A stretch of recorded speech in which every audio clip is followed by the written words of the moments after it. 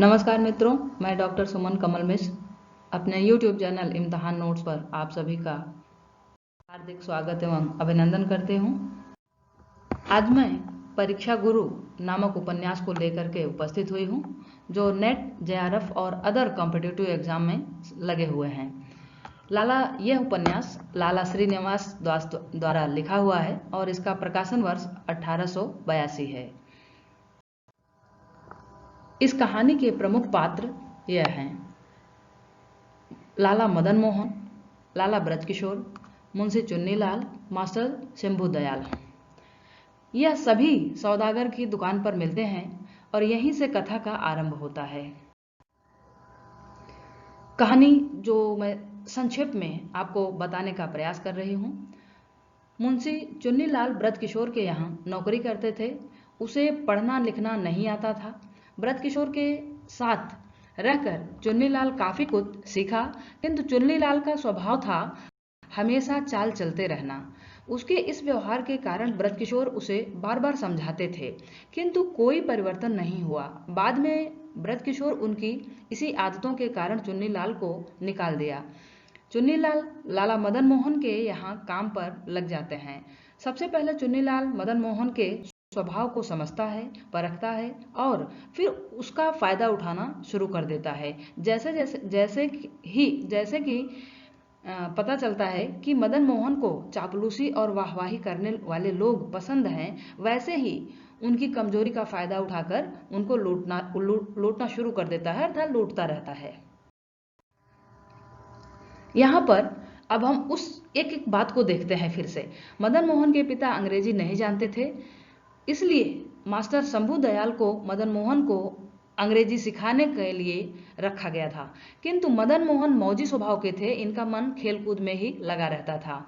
पंडित पुरुषोत्तम दास का मदन मोहन के यहाँ आना जाना लगा रहता था। पुरुषोत्तम दास का ऐसा स्वभाव था कि लोगों की खुशी देखकर उन्हें जलन होती थी। जो खुशामद करने वाले लोग थे वे उनके आसपास घिरे रहते थे। मित्रों, यहाँ पर प्रिंटिंग मिस्टेक हुई है, उसे ध्यान नहीं देना है, केवल हमको कहानी कथानक पर ध्यान देना है। मदन मोहन सब पर विश्वास कर लेते थे। परिणाम स्वरूप मदन मोहन भारी कर्ज में डूब जाते हैं। समय पर कर्ज को अदा न कर पाने के कारण अल्प अवधि के लिए कारावास भी हो जाता है। अर्थात कहने का मतलब है कि उन खुशामद खोरों के बीच में रह करके मदन मोहन की स्थिति दिन प्रतिदिन बिगड़ती जाती है। और परिणाम क्या होता है, देखते हैं।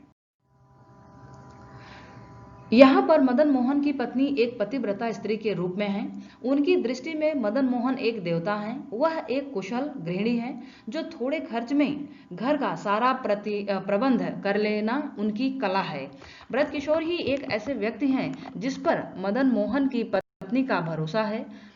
मदन मोहन की पत्नी ब्रजकिशोर को अपना भाई मानती हैं। ब्रजकिशोर गरीब माँ बाप का बेटा था। मदन मोहन के पिता ने ब्रजकिशोर के पढ़ाई का खर्च उठाया था। उसी उपकार के बंधन में ब्रजकिशोर मदन मोहन का साथ देते रहते थे। ब्रजकिशोर पेशे से वकील हैं।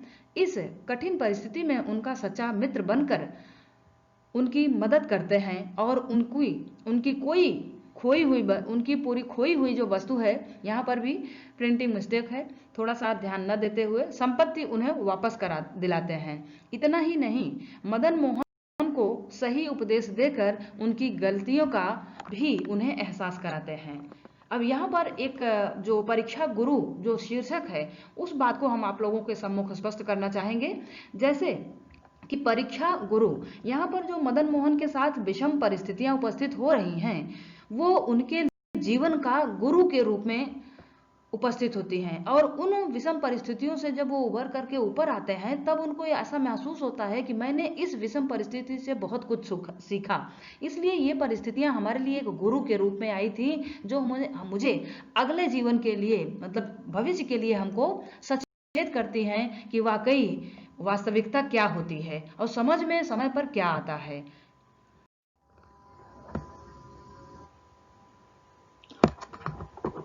इस उपन्यास में हम एक और सामाजिक कट सत्य हमें यह दिखाई देता है कि व्यक्ति जब अपनी अमीरी और ठाट बाट के पीछे अपनी मौलिकता को भूल जाता है तो वहीं से उसका पतन शुरू हो जाता है।